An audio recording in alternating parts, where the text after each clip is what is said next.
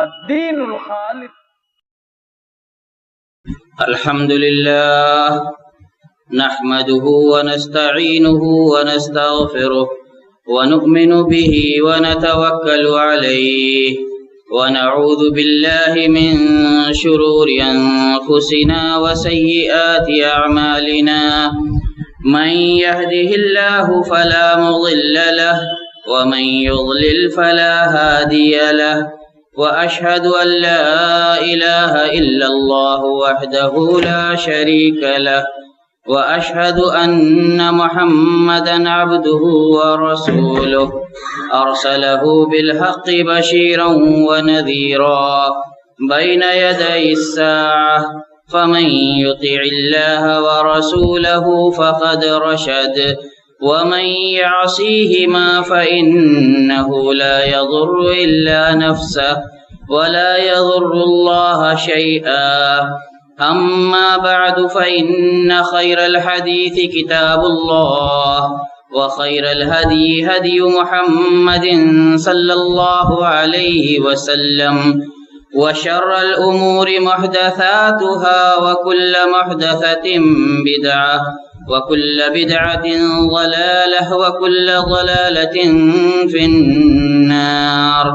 أعوذ بالله السميع العليم من الشيطان الرجيم. بسم الله الرحمن الرحيم. ولقد خلقنا الإنسان ونعلم ما توسوس به نفسه ونحن أقرب إليه من حبل الوريد إذ يتلقى المتلقيان عن اليمين وعن الشمال قعيد ما يلفظ من قول إلا لديه رقيب عتيد. وقال جل شأنه ونضع الموازين القسط ليوم القيامة فلا تظلم نفس شيئا وإن كان مثقال حبة من خردل أتينا بها وكفى بنا حاسبين. وقال رسول الله صلى الله عليه وسلم اتقوا الظلم فإن الظلم ظلمات يوم القيامة. محترم علماء کرام، دینی و ملی بزرگوں، نوجوان دوستوں، عزیز بچوں، دینی ماں اور بہنوں، اللہ رب العزت نے اس کائنات کے نظام کو عدل پر قائم رکھا ہے، اور عدل یہ زندگی جینے کا سب سے بنیادی اصول ہے، کیونکہ عدل کے ذریعے ہی حقوق کی ادائیگی ممکن ہو سکتی ہے، عدل کے ذریعے ہی آپس کے رشتے صلح و صفائی اور خیر خواہی پر مبنی ہو سکتے ہیں، عدل کے ذریعے ہی ایک دوسرے کو اس کا حق پہنچ سکتا ہے، اور عدل کے ذریعے سے ہی خود ہم اطمینان قلب اور سکون قلب حاصل کر سکتے ہیں۔ جب عدل کا یہ مقام ہے تو اس کے مقابل میں اللہ تبارک و تعالی نے ظلم کو رکھا، اور ظلم کی ہولناکی کو قرآن مجید کے اندر بے شمار جگہوں پر بیان فرمایا۔ میں نے جو آیت خطبہ مسنونہ کے بعد پڑھی ہے، اس میں اللہ تبارک و تعالی قیامت کے دن میزان عدل کے قائم کرنے کا تذکرہ فرماتا ہے کہ ہم قیامت کے دن میزان عدل قائم کریں گے، کوئی نفس اس دن رائی کے دانے کے برابر بھی ظلم سے دوچار نہیں ہوگا، اور اگر رائی کے دانے کے برابر بھی کسی نے ظلم کیا ہوگا تو ہم اسے لائیں گے اور اس کا حساب کریں گے۔ وَكَفَى بِنَا حَاسِبِينَ، اور ہم حساب لینے کے لیے کافی ہیں۔ ظلم کی ہولناکی کو اللہ کے رسول صلی اللہ علیہ وسلم نے اس مختصر سی حدیث کے اندر بھی بیان فرمایا، جس کو میں نے اس آیت کے معنی بعد آپ لوگوں کے سامنے پڑھا کہ اتقوا الظلم، اللہ کے رسول صلی اللہ علیہ وسلم فرماتے ہیں کہ ظلم سے بچو، کیونکہ ظلم قیامت کے دن تاریکیاں ہوں گی، یعنی ظلم انسان کے لیے قیامت کے دن تمام طرح کی پریشانیاں لے کر کے آئے۔ ظلم کی اسی وقاحت کو بیان کرنے کے لیے اللہ کے رسول صلی اللہ علیہ وسلم نے ایک بار حدیث قدسی کے اندر فرمایا کہ اللہ تبارک تعالیٰ فرماتا ہے، یا عبادی انی حرمت الظلم علی نفسی وجعلتہ بینکم محرما فلا تظالموا، اے لوگو، اے میرے بندو، میں نے خود اپنی ذات پر ظلم کو حرام کر لیا اور اس کو تمہارے درمیان بھی حرام قرار دیا ہے، لہذا آپس میں ایک دوسرے پر ظلم سے بچو۔ سب سے بڑا ظلم یہ ہے کہ انسان اس خالق واحد کو بھول جائے جو اکیلا عبادت کے لائق ہے اور اس کی عبادت میں شرک کرنے لگے۔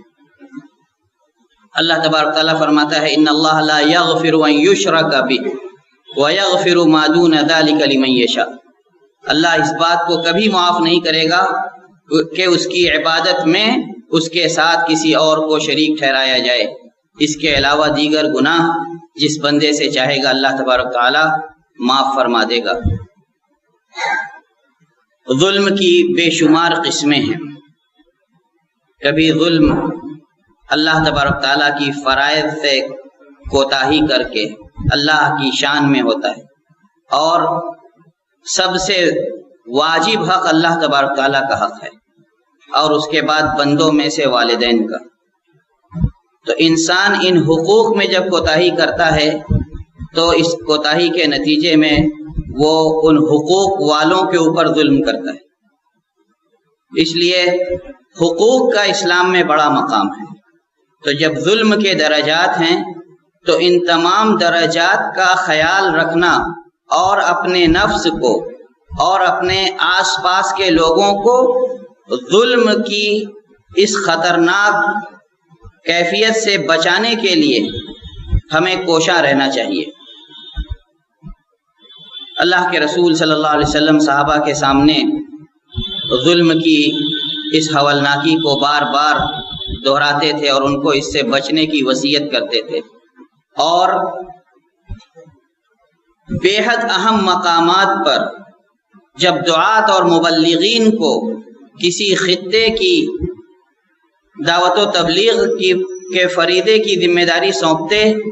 تو ان کی بہت ساری وصیتوں میں سے ایک وصیت یہ بھی ہوتی، واتقی دعوت المظلوم، کہ دیکھو جس علاقے میں جا رہے ہو اسلام کی، نماز کی، زکوٰۃ کی، سب چیزوں کی دعوت تو دینا، اور زکوٰۃ وصولنے میں ان کے بہتر مالوں سے بچنا۔ حضرت معاذ بن جبل اور حضرت ابو موسیٰ الاشعری رضی اللہ تعالی عنہما کو جب اللہ کے رسول صلی اللہ علیہ وسلم یمن کی طرف روانہ کرنے لگے تو ان دونوں کو وصیت کی کہ دیکھو سب سے پہلے توحید کی دعوت دینا، پھر اگر وہ توحید کا اقرار کر لیں تو 5 وقت کی نمازوں کی دعوت دینا، نماز کی بات قبول کر لیں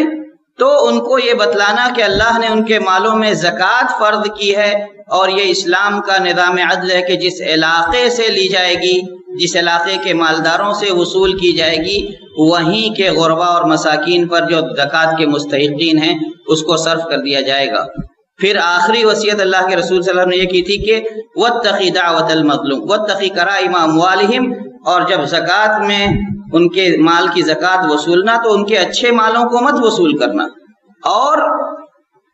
مظلوم کی بددعا سے بچو، کیونکہ مظلوم کی بددعا اور اللہ تبارک تعالیٰ کے درمیان کوئی پردہ نہیں ہوتا۔ ترمذی کی ایک روایت ہے کہ اللہ کے رسول صلی اللہ علیہ وسلم نے فرمایا، 3 دعوات مستجابات لا شک فیہن، 3 بددعائیں یا 3 دعائیں، کیونکہ بد دعا بھی دعا کی ایک قسم ہے جو شر کے لیے دوسرے کے اذیت سے دوچار ہو کر انسان کے منہ سے اس کو برائی لاحق ہونے کے لیے نکلتی ہے۔ 3 دعائیں اللہ تبارک تعالیٰ رد نہیں کرتا، قبول ہو کر کے رہتی ہیں، ان میں کوئی شک نہیں ہے۔ دعوت المسافر، ایک مسافر کی دعا قبول ہوتی ہے، ودعوت المظلوم، اور مظلوم کی بد دعا قبول ہوتی ہے، ودعوت الوالد علی ولدہ، باپ کی بد دعا اپنے بیٹے پر یہ اللہ تبارک تعالیٰ قبول فرماتا ہے۔ اور مظلوم کی بد دعا کے متعلق اللہ تبارک تعالیٰ فرماتا ہے بعزتی و جلالی، کہ میرے عزت و جلال کی قسم، لَأَنصُرَنَّهُ وَلَوْ بَعْدَ حِينٍ، کہ میں ضرور اس کی مدد کروں گا اگرچہ ایک مدت کے بعد ہی، کچھ وقفے کے بعد ہی۔ اور اللہ تبارک تعالیٰ کا یہ وعدہ مظلوم سے اس لیے ہے تاکہ مظلوم کہیں اس خیال میں مبتلا نہ ہو کہ میں مظلوم ہوں، اس کے باوجود اللہ تبارک تعالیٰ نے میری فریاد نہیں سنی۔ اللہ کا وعدہ ہے اس سے کہ میں تمہارا یہ ظلم، اس کا حساب کر کے رہوں گا تمہارے اوپر ہوئے ظلم کا، اگرچہ ایک زمانے کے بعد ہی اس کا نتیجہ اور اس کا انجام تمہارے سامنے آئے۔ لہذا ظلم سے بچنا چاہیے۔ ظلم یہ بھی ہے کہ انسان خود کو گناہوں سے قریب کرے۔ غور کیجئے، اللہ تبارک تعالیٰ نے جب زنا کی حرمت کی آیت نازل کی تو اسلوب کیا ہے؟ اسلوب یہ کہ وَلَا تَقْرَبُوا الزَّنَا، زنا کے قریب مت جاؤ۔ جو دوائی زنا ہے جن کے نتیجے میں آپ بدکاری سے دوچار ہو سکتے ہیں، ان تمام اعمال سے بھی بچیے۔ یہ صرف نہیں کہ آپ بدکاری سے بچیے، بدکاری کی طرف لے جانے والے سارے راستوں کو اپنے اوپر بند کر لیجئے۔ تو ہر ایسا عمل جو بظاہر جائز ہو لیکن اس جائز عمل کو انجام دیتے دیتے ہمیں یہ خطرہ ہو کہ ہم اللہ تبارک تعالیٰ کی حدود کی پامالی کریں گے اور حرام میں پڑ جائیں گے، ایسے اعمال سے بچنا چاہیے۔ چاہے وہ صحت و تندرستی کا، ریاضت و لباقت کا مسئلہ ہو، یا کاروبار کا مسئلہ ہو، یا آپس کے لین دین کا مسئلہ ہو، منقولہ اور غیر منقولہ مال یعنی جائیداد اور مال و زر کا مسئلہ ہو، اور سب سے زیادہ جو کوتاہی واقع ہوتی ہے وہ زمینوں کے سلسلے میں ہوتی ہے۔ لہذا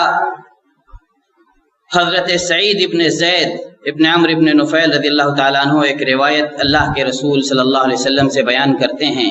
کہ اللہ کے رسول صلی اللہ علیہ وسلم نے فرمایا من اقتطع شبرا من الارض ظلما طوقہ اللہ من 7 ارضین یوم القیامہ، کہ جو زمین کا ایک بالشت بھر بھی ناحق دوسرے کا لے لے گا، قیامت کے دن اللہ تبارک تعالیٰ اس کو 7 زمینوں کا طوق پہنائے گا، اس کے گلے میں پڑی ہوں گی، یعنی اس کے گناہ کو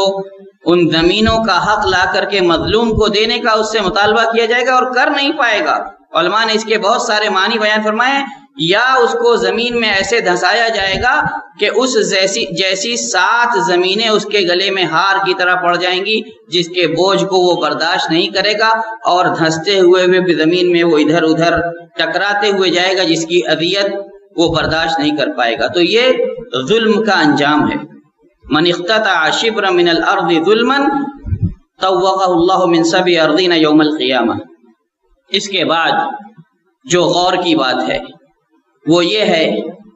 کہ مروان ابن حکم کے زمانے میں عروہ بنت اویس نامی ایک عورت انہی صحابی جلیل سعید ابن زید رضی اللہ تعالیٰ عنہ پر یہ الزام لگا دیتی ہے، یہ شکایت مروان کے دربار میں داخل کرتی ہے کہ انہوں نے میری زمین کا کچھ حصہ غصب کر لیا ہے۔ حضرت سعید ابن زید رضی اللہ تعالیٰ عنہ کو بلایا جاتا ہے، مروان کے دربار میں وہ پیش ہوتے ہیں۔ غور طلب مقام ہے، ایک صحابی کا مقدمہ مدینہ کے گورنر کے دربار میں چل رہا ہے، وہ جب آتے ہیں اور ان کے سامنے استغاثہ پیش کیا جاتا ہے کہ دیکھو یہ عروہ بنت اویس ہیں، انہوں نے یہ کہا ہے کہ آپ نے ان کی زمین کا کچھ حصہ ناحق لے لیا ہے۔ حضرت سعید ابن زید حیرت میں پڑ جاتے ہیں اور کہتے ہیں کہ میں ایسا کروں گا، اس کے بعد کہ میں نے خود اللہ کے رسول صلی اللہ علیہ وسلم سے یہ روایت کی ہے کہ جو زمین کا ایک بالش بھی ناحق لے گا اس کو اس جیسی 7 زمینوں کا طوق قیامت کے دن پہنایا جائے گا۔ مروان ابن حکم نے جب یہ سنا تو کہا کہ لا اسألک بعد ھذا بینۃ، اس کے بعد میں آپ سے کوئی اور دلیل، کوئی گواہ، کوئی اور شہادت نہیں مانگوں گا۔ اور اس کے بعد راوی کہتے ہیں ہشام ابن عروہ کہ حضرت سعید ابن زید کو اس سے اتنی تکلیف ہوئی کہ ان کے منہ سے اس عورت کے حق میں بد دعا نکلی، اللہم ان کانت کاذبۃ، اے اللہ اگر یہ اپنے دعوے میں جھوٹی ہے فعمی بصرہا، تو اس کو نابینا کر دے، وجعل قبرہا فی دارہا، اور اس کے گھر میں ہی اس کی قبر بنا دے۔ اللہم ان کانت کاذبۃ، اے اللہ یہ عورت اگر اپنے دعوے میں جھوٹی ہے فعمی بصرہا، دوسری روایت کیا کہ فاعمی بصرہا، اس کی بینائی تو چھین لے، اس کو نابینا کر دے، وجعل قبرہا فی دارہا او فی بیتہا، اور بعض روایت میں فی ارضہا، کہ اس کی زمین میں ہی اس کی قبر بنا دے۔ ہشام کہتے ہیں کہ نابینا ہو گئی اور اپنے گھر کی دیواریں ٹٹول ٹٹول کر چلتی تھی اور کہتی تھی اصابتنی دعوت سعید، برملا اپنی زبان سے اعتراف کرتی تھی کہ مجھے سعید ابن زید کی بد دعا لگی ہے۔ غور کا مقام ہے کہ ظلم انسان کو دنیا میں بھی اس کا خمیازہ بھگتنا پڑتا ہے اور آخرت میں اللہ تبارک و تعالی اس کا حساب کرے گا، وہ اس پر مزید ہے۔ وہ یہ دیوار پکڑ پکڑ کر کے چلتی تھی اپنے گھر میں اور یہی اپنی زبان سے دہراتی رہتی تھی اصابتنی دعوت سعید، کہ سعید کی بد دعا مجھے لگی ہے۔ اور اس کے بعد راوی کہتے ہیں کہ اسی طرح ایک دن وہ دیواروں کے سہارے اپنے آہٹ سے اپنے گھر میں چل رہی تھی کہ کوئی کنواں تھا جس میں گری، فکانت قبرہا، تو کہتے ہیں یہی کنواں اس کی قبر بن گیا، یعنی لوگ اس میں سے اس کو نکال بھی نہیں سکے اور اسی کنویں میں گر کر کے وہیں دفن ہو گئی۔ تو یہ حضرت سعید ابن زید رضی اللہ تعالیٰ عنہ کی بد دعا کا اثر تھا۔ تو مظلوم کی بد دعا اللہ تبارک تعالیٰ اس کو بادلوں کے اوپر اٹھاتا ہے،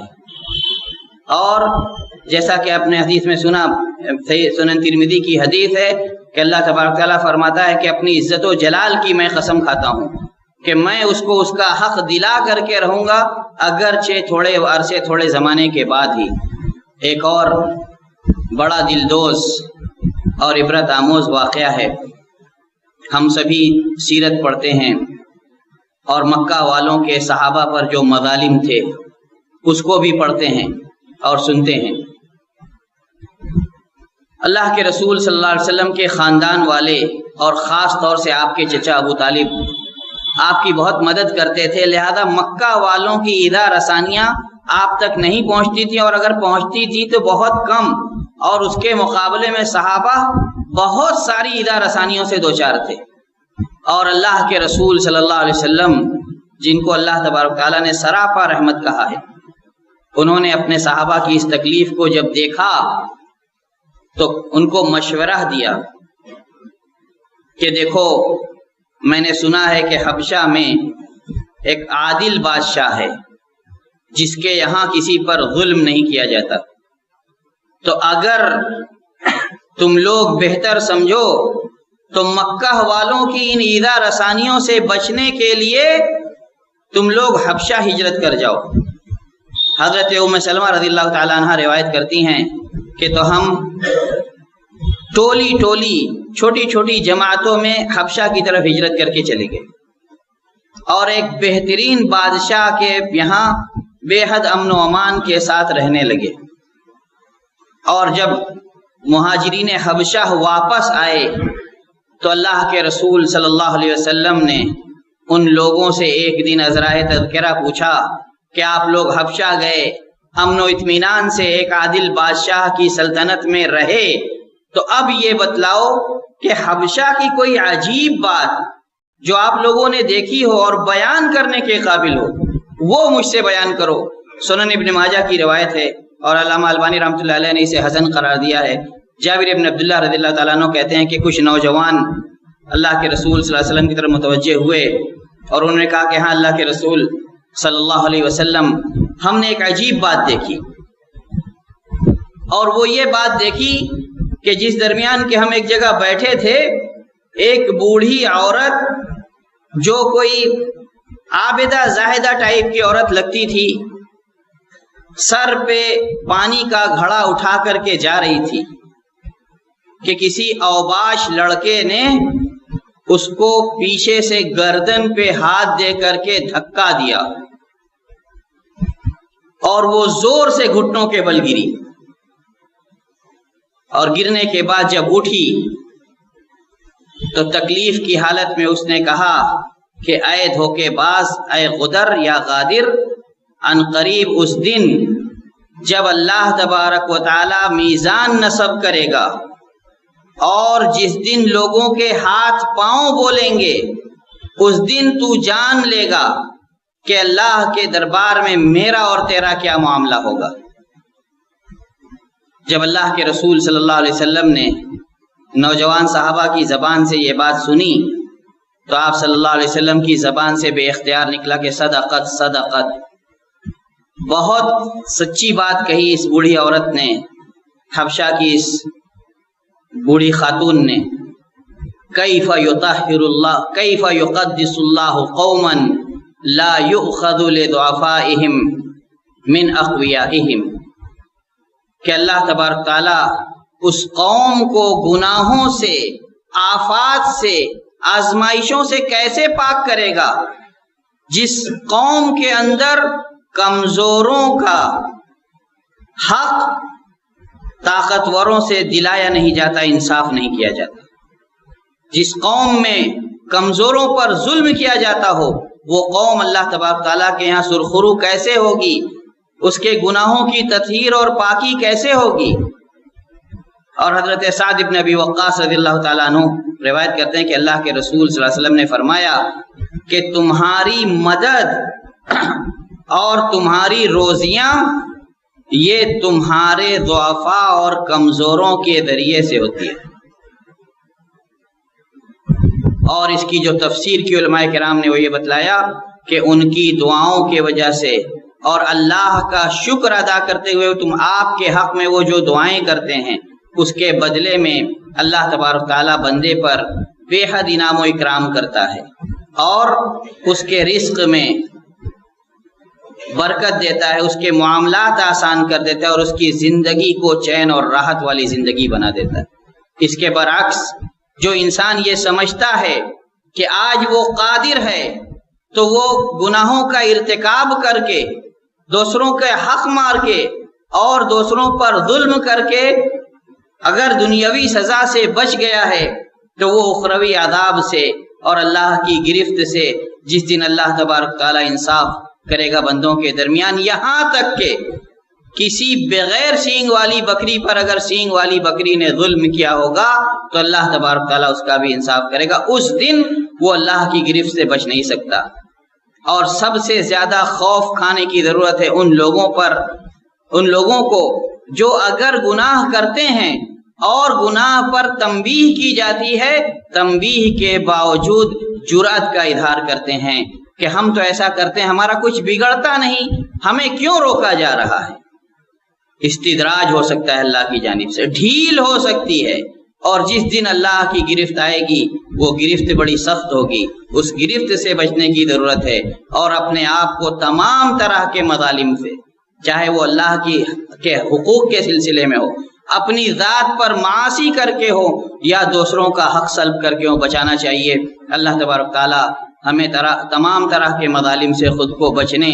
اور دوسروں کو اس سے بچنے کی ترغیب دینے اور حق پر قائم رہنے کی توفیق عطا فرمائے، جب تک اس جہان فانی میں زندہ رکھے، ایمان اور اسلام پر قائم و دائم رکھے، اور جب اس جہان سے جانے کا وقت آئے تو کلمہ اسلام پر ہمارا خاتمہ ہو۔ بارک اللہ لنا ولکم فی القرآن العظیم ونفعنی وإیاکم بما فیہ من الآیات والذکر الحکیم، انہ تعالی جواد کریم ملک بر الرؤوف الرحیم۔